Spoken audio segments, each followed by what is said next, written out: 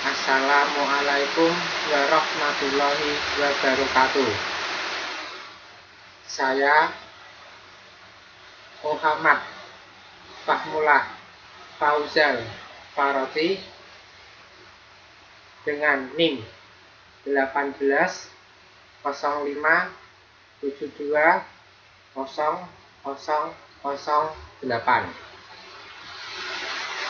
Mahasiswa Prodi S1 Akuntansi Universitas Stikubang Semarang. Kali ini saya akan mempresentasikan tentang wawancara dan interogasi dalam audit investigatif.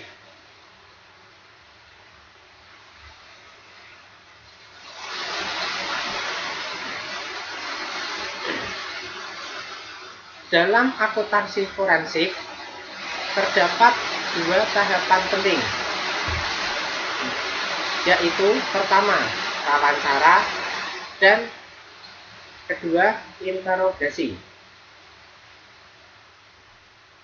Wawancara dan interogasi merupakan bagian yang tidak terpisahkan dalam sebuah investigasi fraud.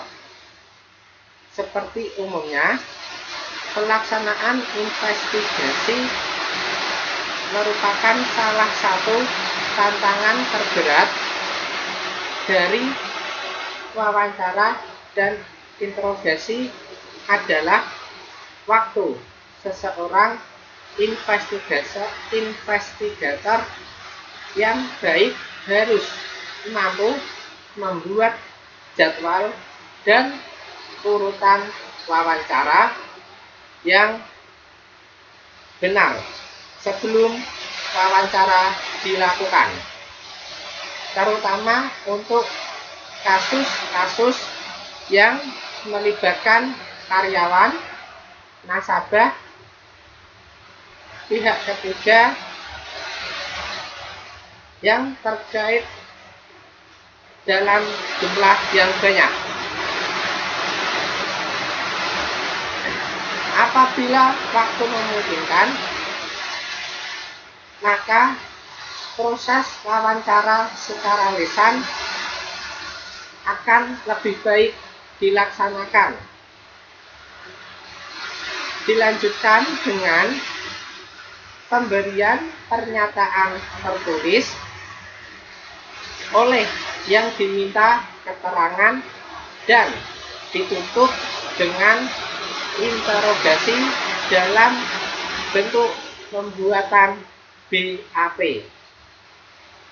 Alasannya cukup sederhana. Yang pertama, untuk melihat konsistensi dan keterangan yang diberikan. Dan yang kedua, terdapat informasi yang kadang tidak tersampaikan pada setiap sesi tersebut, sehingga informasi yang diberikan bisa saling melengkapi satu sama yang lain.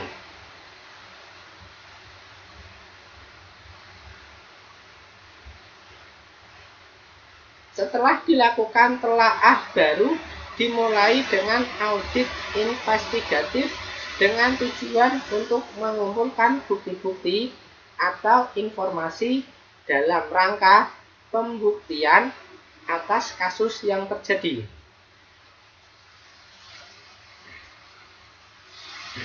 Informasi harus sebanyak-banyaknya dikumpulkan, karena informasi merupakan nafas dan darah dalam audit investigatif. Informasi tersebut diperoleh melalui pengumpulan bukti-bukti seperti pemeriksaan fisik, dokumentasi, konfirmasi, prosedur analitis, penghitungan ulang, observasi, maupun tanya jawab. Semua bukti-bukti tersebut biasanya dikumpulkan terlebih dahulu sebelum dilakukan wawancara.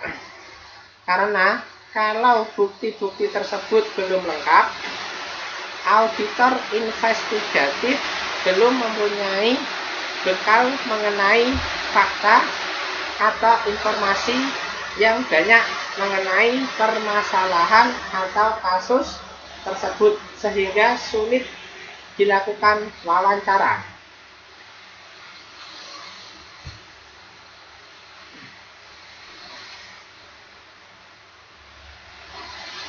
Setelah auditor investigatif mengetahui banyak fakta dan informasi melalui bukti-bukti yang telah diperoleh, maka tahap berikutnya adalah wawancara dalam rangka meyakinkan bukti-bukti yang telah diperoleh betul-betul bukti audit yang kompeten dan bisa digunakan sebagai dasar penyusunan laporan hasil audit investigasi. Untuk memperdalam hasil wawancara biasanya diajukan dengan interogasi.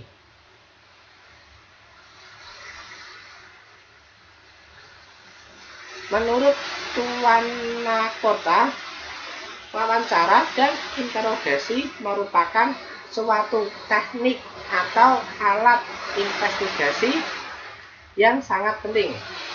Banyak orang termasuk profesional dalam bidang penyidikan mengacaukan istilah wawancara atau interview dengan istilah interogasi atau interrogation. Keduanya berbeda baik tujuan maupun cara.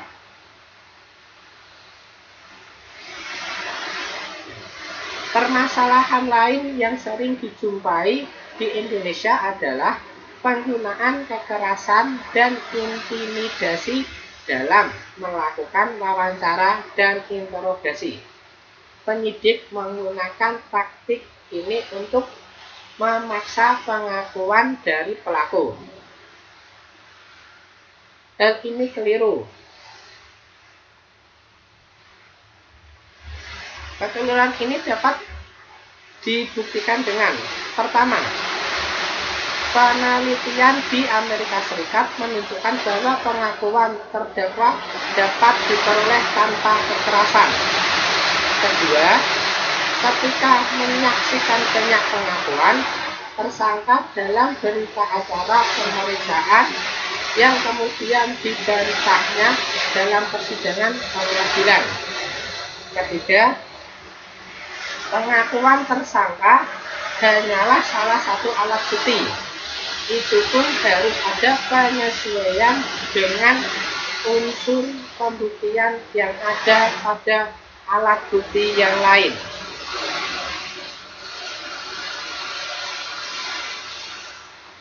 Penggunaan kekerasan masih terjadi karena penyidik mempunyai pengalaman bahwa pengakuan terdakwa membawa sukses dalam penuntutan dan tahap-tahap selanjutnya.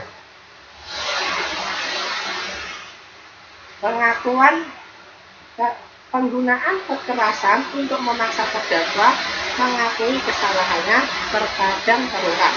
Kasus terkenal semacam ini di Indonesia adalah kasus Sengkon dan Karta.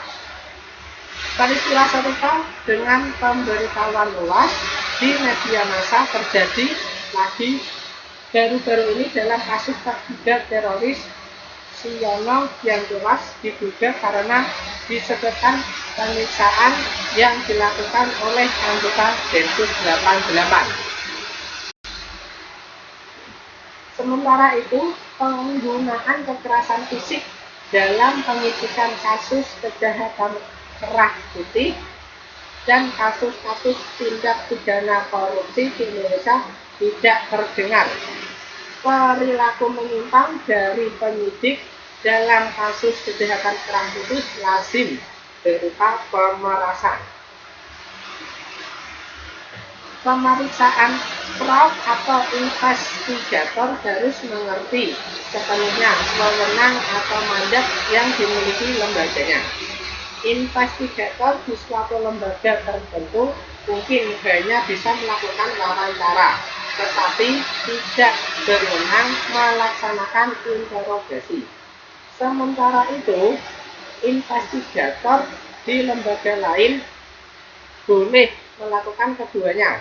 Ini merupakan alasan lain investigator perlu memahami perbedaan makna wawancara dan interogasi.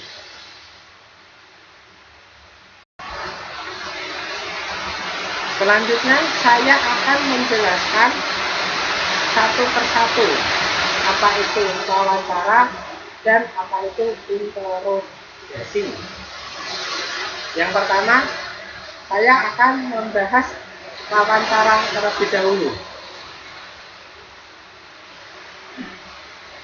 Wawancara adalah suatu sesi tanya jawab yang dirancang untuk memperoleh informasi.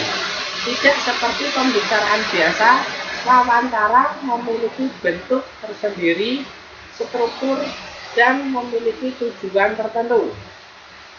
Wawancara dapat saja berupa satu pertanyaan atau rangkaian pertanyaan yang kemudian dituangkan dalam suatu berita acara, permintaan keterangan yang disetujui oleh pihak pewawancara dan yang diwawancarai.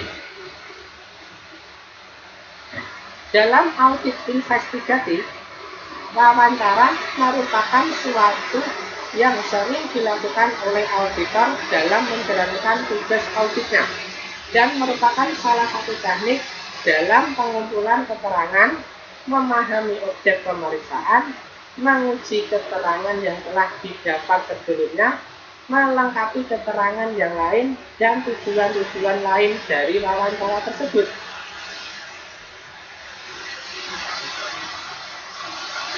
Secara umum, setiap auditor harus menguasai teknik wawancara.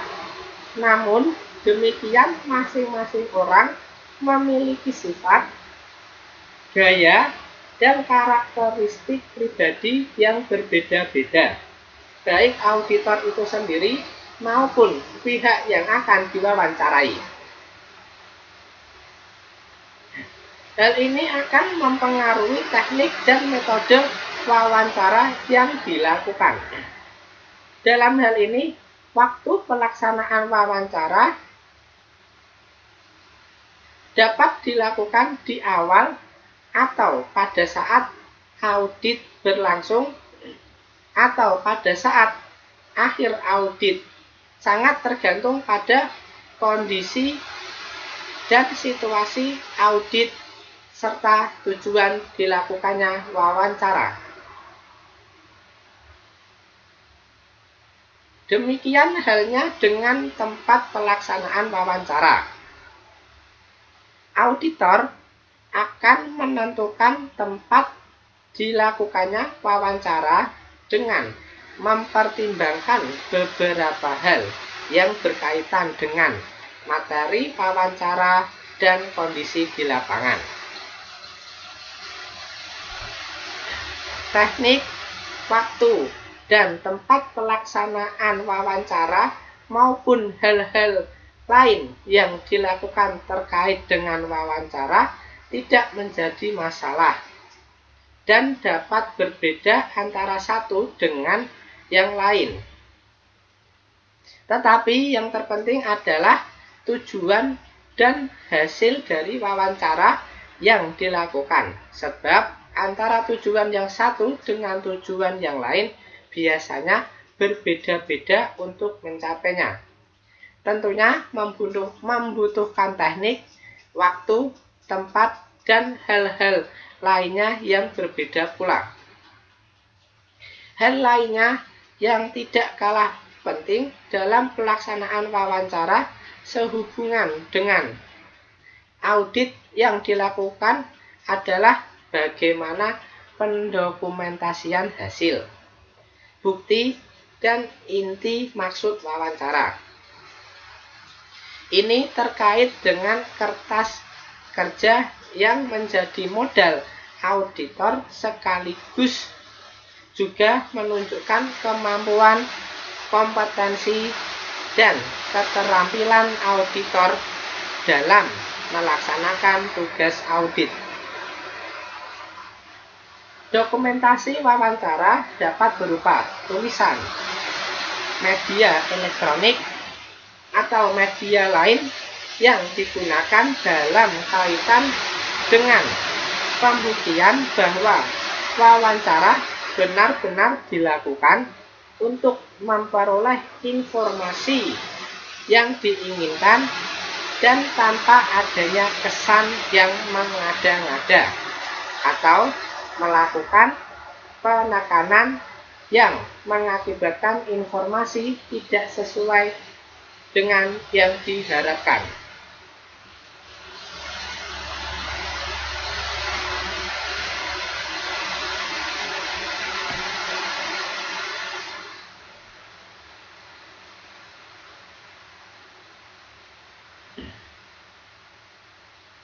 Selanjutnya adalah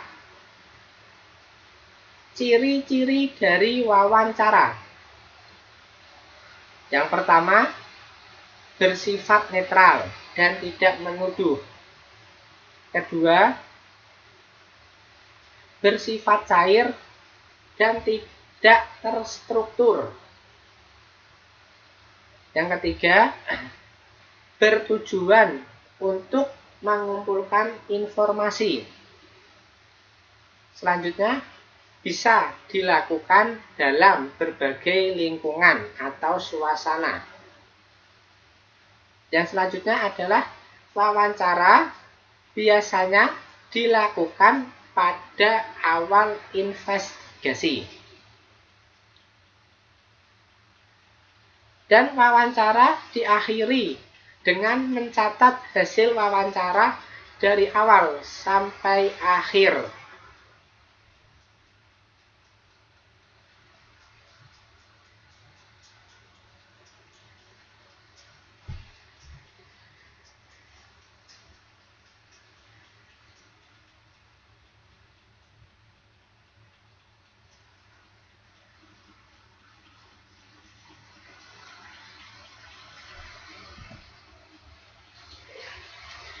Kemudian saya akan menjelaskan tentang teknik dasar wawancara.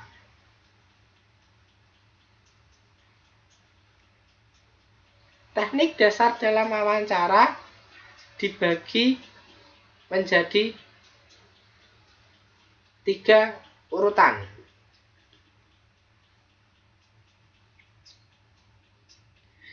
Yang pertama adalah kematangan pribadi. Kematangan pribadi meliputi sikap mental, kemampuan pengetahuan yang dimiliki, dan penampilan fisik. Kedua adalah gaya dan karakter.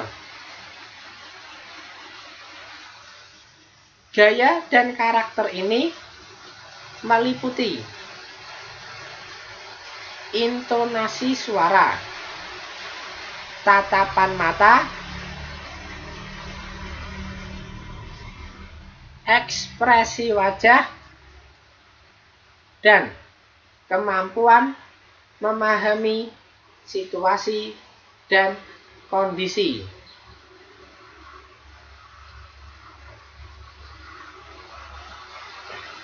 Selanjutnya adalah urutan yang ketiga adalah koordinasi dan kerjasama. Koordinasi dan kerjasama ini meliputi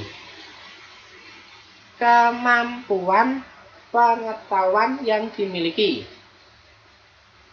Selanjutnya, kemampuan pengetahuan yang dimiliki,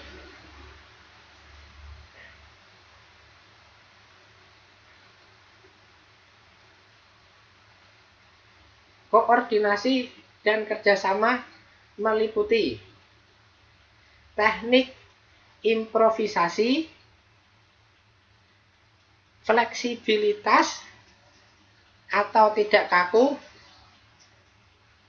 dan pengalaman berinteraksi. Teknik dasar wawancara ini sangat penting diterapkan oleh pewawancara agar yang diwawancarai dapat memberikan keterangan dan jawaban yang sesuai dengan yang diharapkan. Setiap orang, dalam hal ini khususnya adalah auditor, dalam mewawancarai harus melaksanakan teknik dasar ini,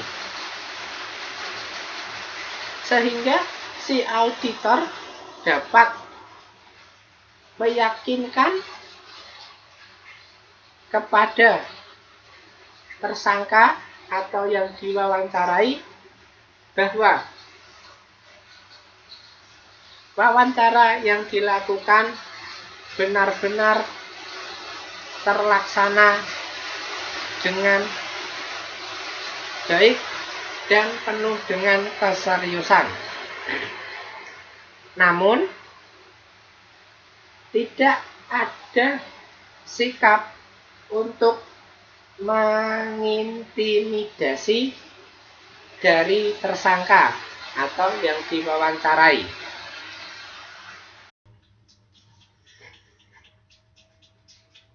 Selanjutnya, saya akan menjelaskan langkah-langkah dalam wawancara.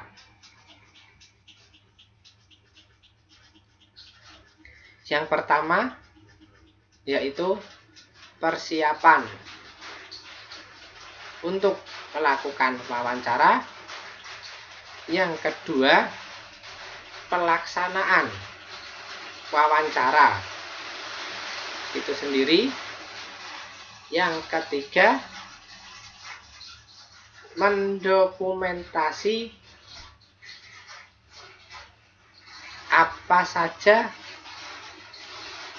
yang ada dalam wawancara, terutama hasil dari wawancara. Yang keempat, menganalisis dan menyimpulkan hasil dari wawancara. Dan yang terakhir adalah interpretasi hasil wawancara.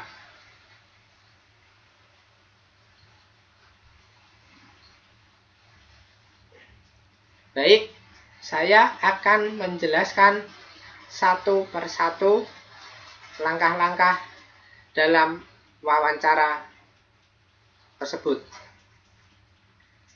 Yang pertama adalah persiapan. Sebelum melakukan wawancara, apakah akan dilakukan di awal penugasan atau pada saat sedang berlangsungnya audit, ataupun pada akhir audit? Sebaiknya dilakukan persiapan-persiapan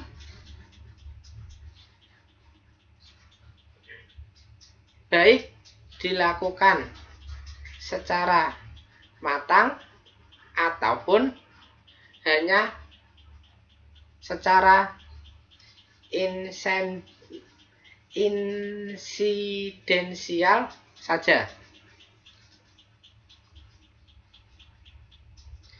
Beberapa hal yang harus dipersiapkan dalam wawancara adalah sebagai berikut. Pertama, pemahaman akan tujuan dilakukannya wawancara. Yang kedua, penguasaan terhadap materi yang akan ditanyakan.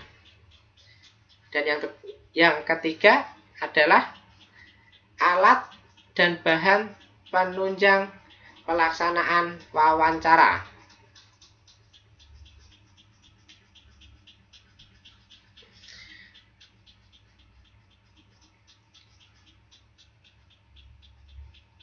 Selanjutnya adalah pelaksanaan wawancara.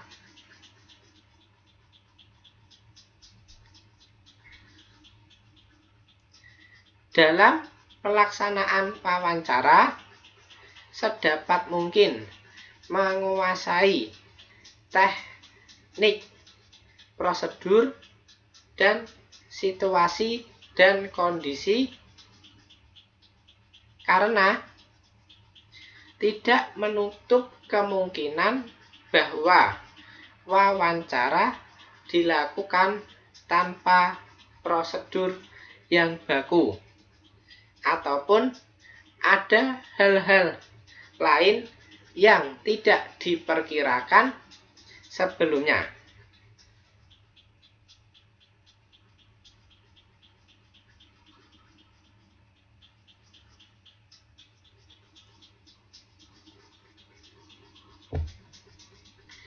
Berikut ini ada beberapa hal yang harus diperhatikan dalam melakukan wawancara. Yang pertama, fokus pada materi wawancara.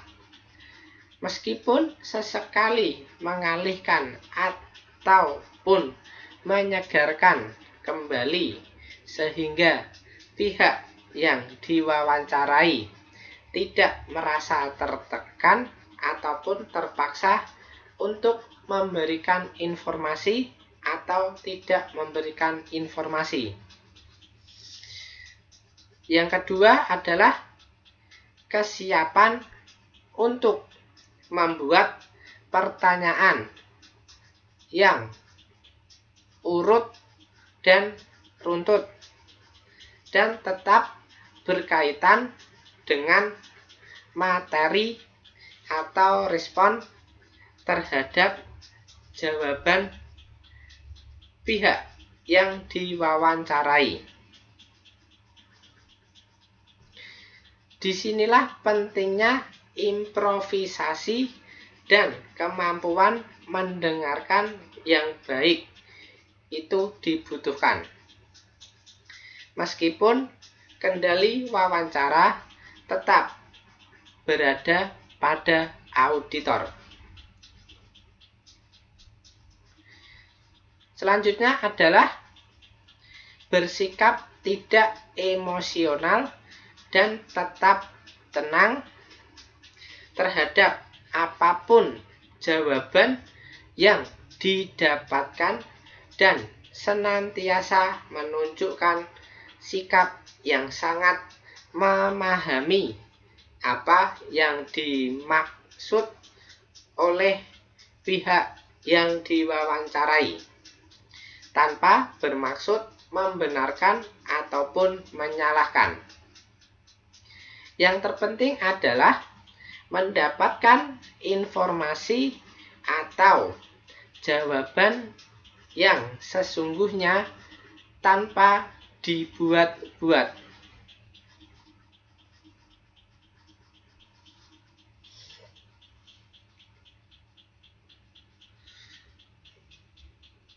Selanjutnya adalah harus mampu memahami psikologi pihak yang diwawancarai secara sekilas dan cepat untuk menentukan teknik yang dipakai dan pertanyaan yang akan diajukan.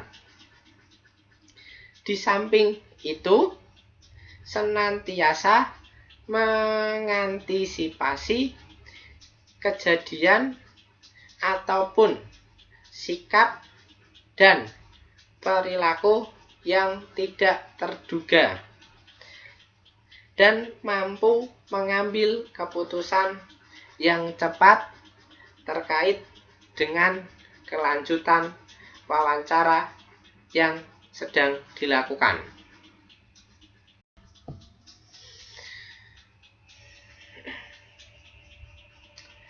Langkah selanjutnya adalah dokumentasi.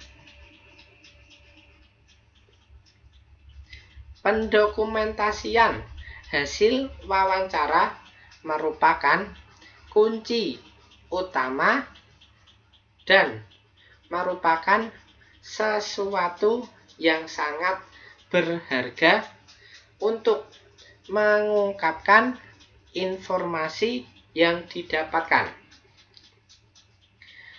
Demikian halnya analisis terhadap kemungkinan-kemungkinan yang digunakan dalam dokumen atau bukti wawancara tersebut sebagai bahan pembuktian suatu permasalahan yang akan diungkap.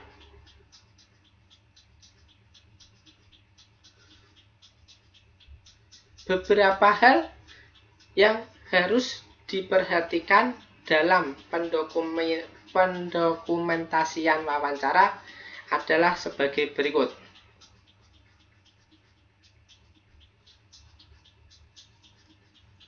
Yang pertama, bukti wawancara harus asli dan tidak direkayasa ataupun dimanipulasi. Bila perlu, pencantuman tanda tangan dari pemberi informasi harus diverifikasi sesuai dengan kartu identitasnya.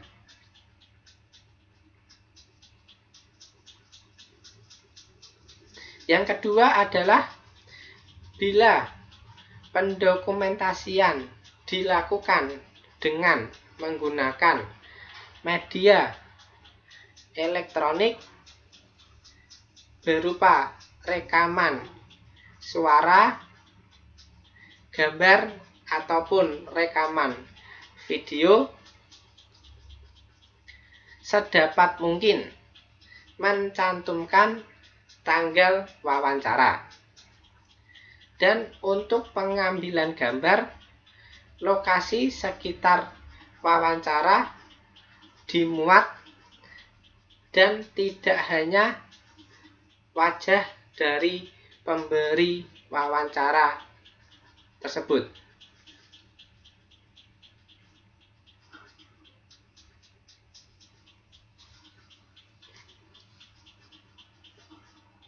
Yang ketiga adalah fisik dari dokumentasi hasil wawancara harus disimpan dan ditempatkan di tempat yang aman untuk menghindari kehilangan atau pencurian atau berubahnya wujud dari bukti dokumentasi tersebut.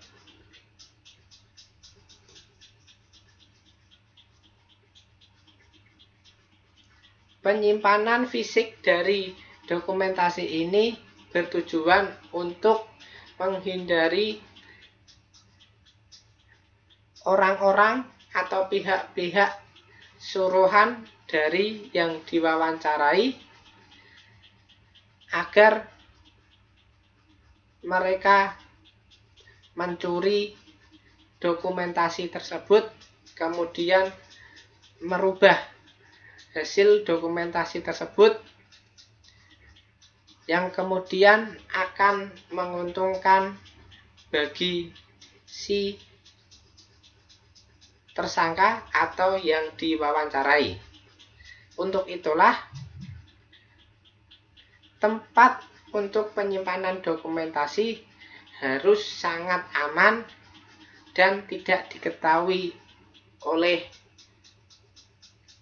tersangka atau pihak yang diwawancarai dan orang lain secara umum.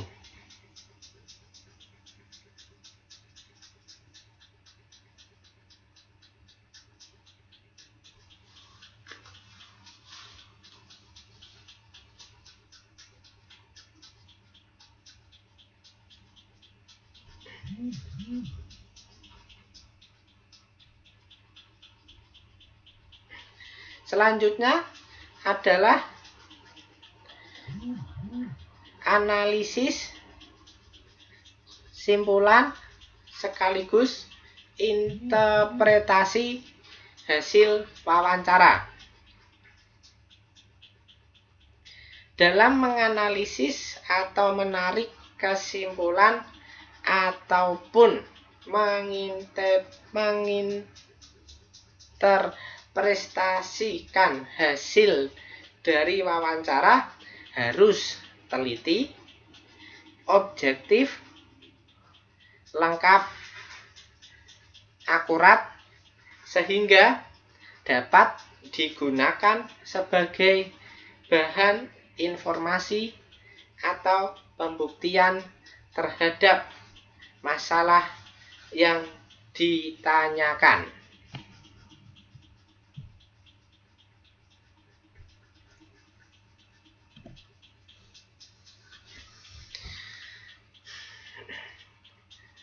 Dalam wawancara terdapat 3 tingkatan atau saluran yang digunakan untuk berkomunikasi. Yang pertama adalah verbal channel, yang kedua paralinguistic channel, dan ketiga adalah non-verbal channel. Baik, saya akan menjelaskan satu persatu 3 tingkatan tersebut. Yang pertama, verbal channel. Verbal channel adalah ucapan atau perkataan yang keluar dari mulut orang yang diwawancarai. Pilihan kata dan susunan kata yang digunakan untuk mengirimkan pesan.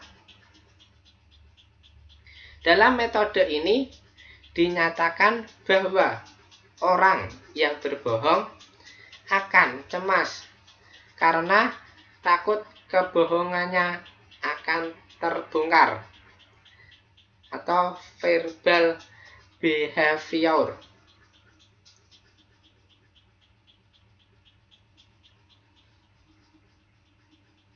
Dalam verbal channel, pewawancara dituntut untuk mengarahkan yang diwawancarai untuk berkata jujur dan membuat yang diwawancarai takut berbohong karena akan ketahuan apabila berbohong.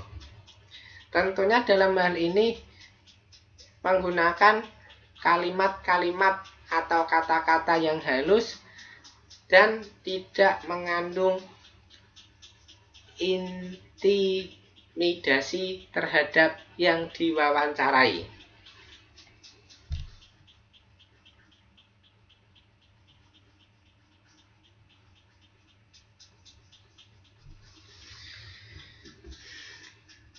Tingkatan yang kedua ada paralinguistic channel.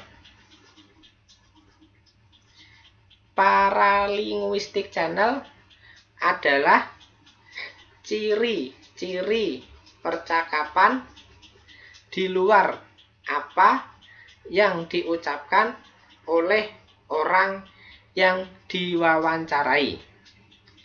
Maksudnya adalah ucapan yang makna sesungguhnya berbeda dari apa yang keluar dari mulutnya.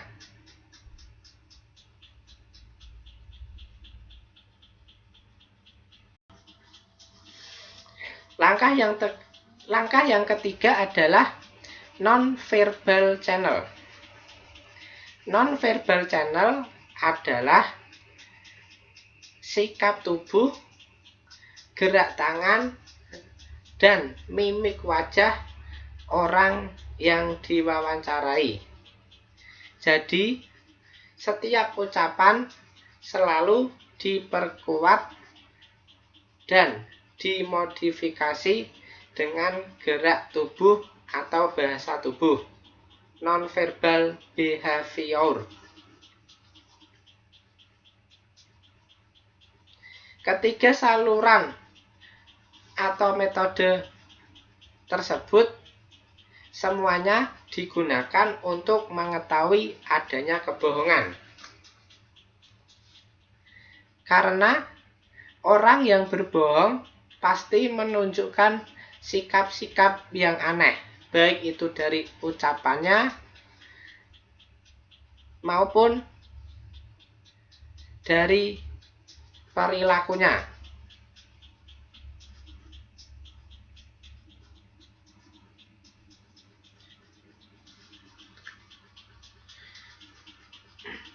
Jika dilihat dari ucapan, maka ada orang yang lugas ketika berbohong, sehingga menutupi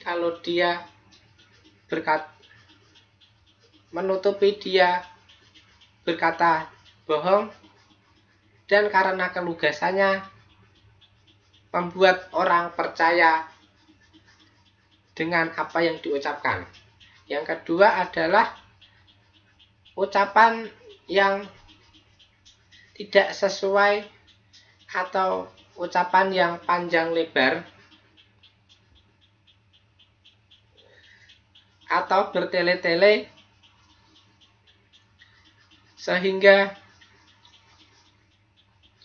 membuat orang akan jenuh dan bosan dan kemudian mengambil kesimpulan dengan cepat.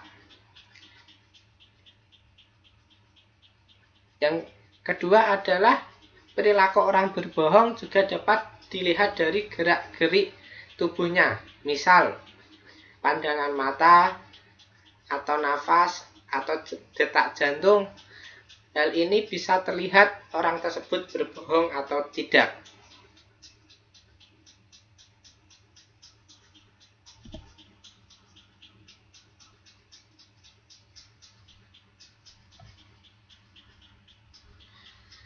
Selanjutnya, saya akan menjelaskan pihak-pihak mana saja yang diwawancarai dalam audit investigatif. Pihak yang pertama adalah saksi pihak ketiga yang netral. Pihak yang kedua, saksi yang dapat membenarkan. Pihak ketiga adalah pihak yang diduga ikut terlibat. Dan pihak yang keempat adalah pihak yang diduga melakukan penyimpangan atau fraud.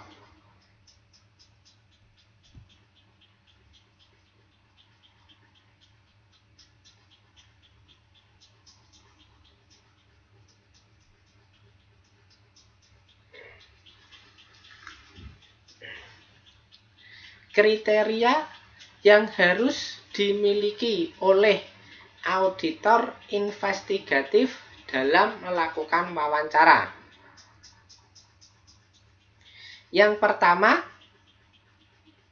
auditor harus mudah bergaul, berbakat dalam berinteraksi. Yang kedua, dapat membuat orang lain ingin berbagi informasi. Yang ketiga, bersikap to the point. dan tidak akan menginterupsi responden dengan pertanyaan yang tidak penting. Yang keempat, dapat menyusun pertanyaan yang spesifik yang bisa membuat responden secara sukarela memberikan informasi. Yang kelima, serius dan perhatian atas jawaban yang diberikan oleh responden.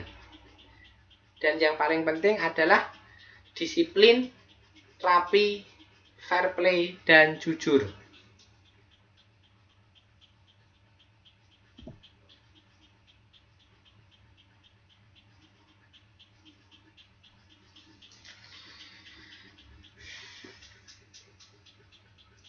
Untuk keberhasilan dalam wawancara, maka harus ada persiapan yang harus dilakukan auditor investigatif dalam melakukan wawancara.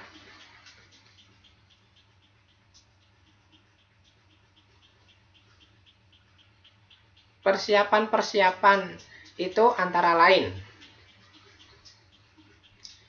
pertama, auditor investigatif harus mempelajari berkas, kasus, dan permasalahan dan dokumen untuk memastikan adanya informasi penting yang belum diperoleh.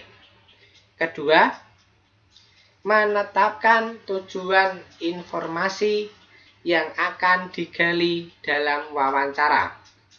Yang ketiga, mempelajari informasi apa yang dapat diperoleh dari calon responden yang akan diwawancarai. Yang keempat, mempersiapkan catatan yang berisi poin-poin yang tidak Yang keempat, mempersiapkan catatan yang berisi poin-poin yang akan ditanyakan agar informasi yang digali tidak terlewatkan. Yang kelima, mempersiapkan tempat untuk wawancara.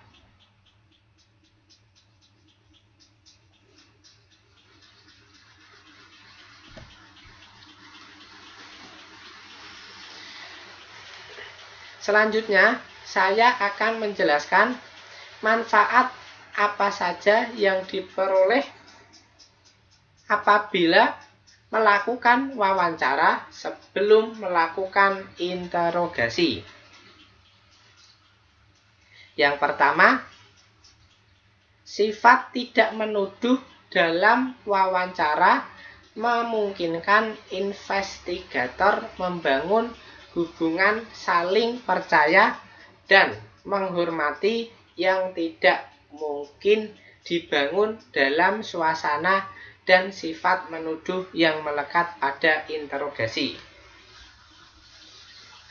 Yang kedua, selama wawancara, investigator seringkali mengoreksi keterangan penting mengenai tertuduh yang sangat berharga sewaktu melakukan interogasi. Yang ketiga, tidak ada jaminan tertuduh akan mengaku bersalah dalam proses interogasi. Padahal jika ia diwawancarai terlebih dahulu, dapat memberikan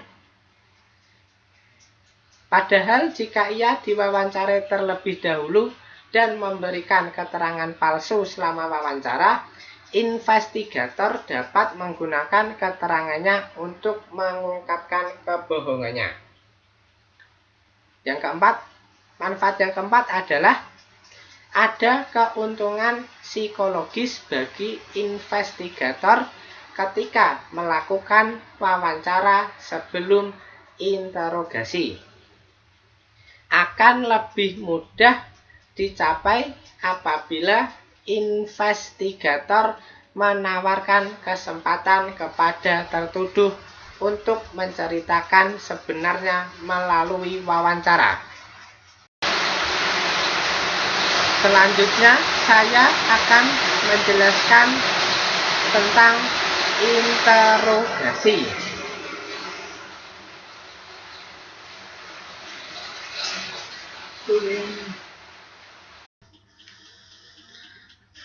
Selanjutnya, saya akan menjelaskan tentang interogasi. Interogasi adalah suatu upaya yang dilakukan oleh pihak tertentu untuk meminta keterangan kepada seseorang menyangkut kesaksian orang tersebut terhadap pihak lain atau kepada dirinya sendiri mengenai suatu aktivitas yang melibatkan pihak lain tersebut atau dirinya sendiri. Orang yang melakukan interogasi disebut investigator.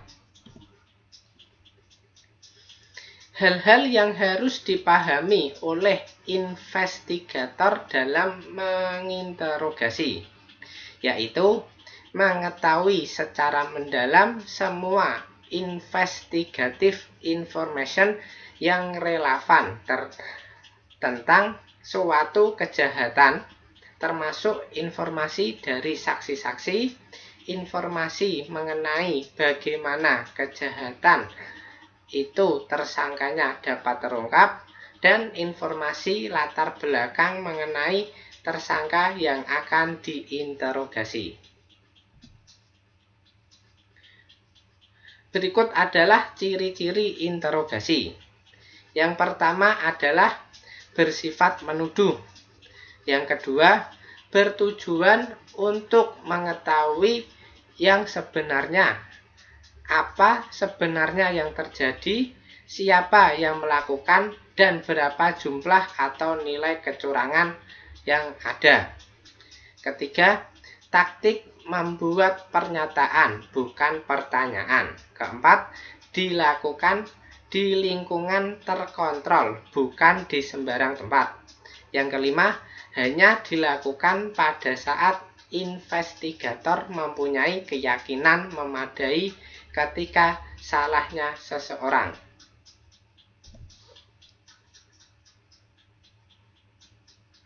Metode yang diterapkan dalam interogasi. Yang pertama adalah sikap yang keras mirip algojo ketimbang hamba hukum. Yang kedua, sangar dan bengis. Yang ketiga, trik yang menjebak. Keempat, menggiring opini. Kelima, menyudutkan yang diinterogasi. Yang keenam, memaksa. Dan yang terakhir adalah menyiksa sampai cuci otak untuk mengungkap sesuatu. Tujuan dari interogasi. Tujuan interogasi adalah mencari kebenaran. Interogasi bisa berakhir dengan dilepasnya tersangka dari sangkaan apabila ia memang tidak bersalah. Sukses dari suatu interogasi tergantung pada kejelian investigator untuk mengenali situasi sehingga ia menerapkan prosedur yang tepat untuk langkah yang sedang dijalani. Pertanyaannya tepat dan cerdas, serta momentum dan dinamika dapat dipertahankan. Interogasi hanya dilakukan sesudah investigator mempunyai keyakinan yang memadai mengenai salahnya seseorang. Investigator harus mempunyai alasan untuk percaya bahwa seseorang telah berbohong. Interogasi juga sering berakhir dengan pengakuan bersalah oleh pelaku. Keberhasilan interogasi diwujudkan dalam pengakuan bersalah, melainkan dalam mengetahui siapa yang sebenarnya yang bersalah. Langkah-langkah dalam interogasi. Yang pertama adalah direct positive confrontation. Yang kedua, interrogation theme. Selanjutnya, handling denials. Selanjutnya, overcoming objection. Selanjutnya, keeping the suspect attention. Yang selanjutnya, handling the suspect passive mood. Yang selanjutnya adalah presenting the alternative question. Selanjutnya, bringing the suspect into the conversation. Dan yang terakhir adalah the written confession. Saya akan menjelaskan langkah-langkah dalam interogasi tadi. Yang pertama adalah direct positive confrontation. Pada awalnya, interogasi tersangka pada awal interogasi, tersangka mengamati investigator secara seksama. Ia menilai apakah investigator yakin bahwa ia bersalah. Tanpa keraguan sedikitpun, investigator menembakkan sangkaannya secara langsung atau direct dan mengkonfrontasikan tersangka secara tegas atau positive confrontation. Yang kedua, interrogation them. Tersangka yang bersalah sudah membuat atau mencari pembenaran sebelum atau ketika ia melakukan kejahatan. Pertanyaan investigator yang berisi tema tertentu langsung ditangkap tersangka yang bersalah. Tema-tema itu bisa berupa keadaan keuangan terdesak, manusia lain, atau keadaan sebagai kambing hitam. Handling denials. Bagi investigator tidak mudah mendapatkan pengakuan dari tersangka. Tersangka yang bersalah dan tidak bersalah akan memberikan penyangkalan. Selanjutnya,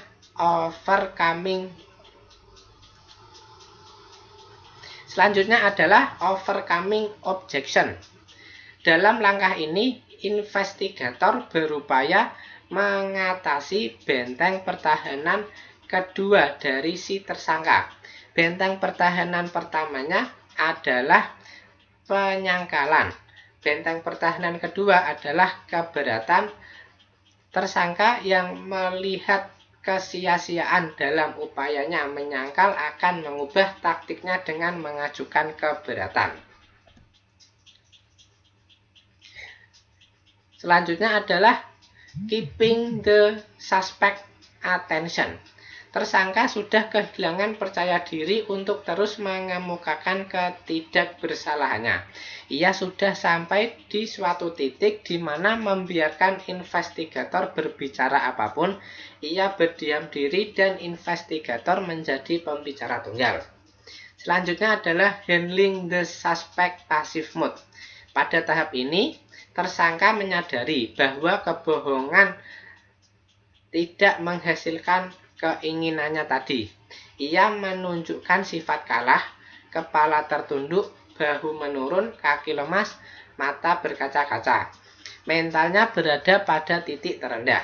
Perubahan ini mengisyaratkan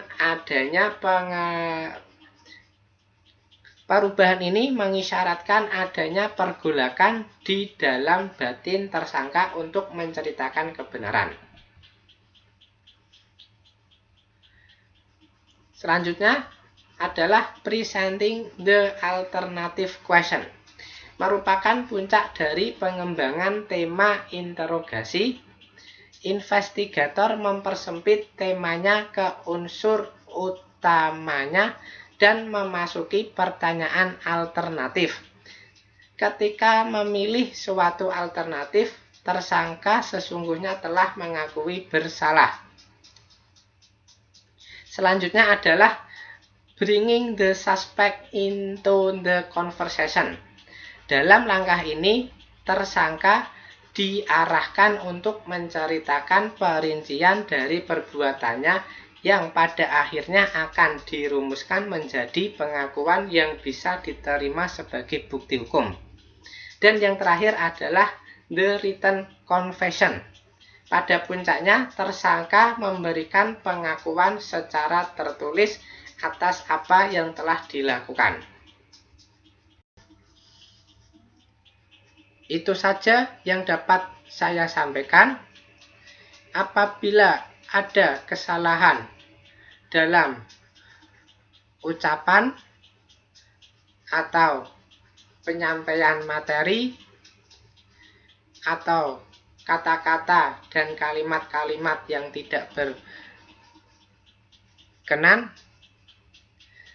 saya mohon maaf yang sebesar-besarnya. Jadilah orang yang jujur, karena sebaik-baik orang adalah orang yang jujur. Dalam Al-Quran telah dijelaskan, berkatalah jujur meskipun itu pahit. Karena sepahit-pahitnya orang jujur itu seperti jamu. Pahit di awal, tapi baik untuk diri kita. Terima kasih. Wassalamualaikum warahmatullahi wabarakatuh.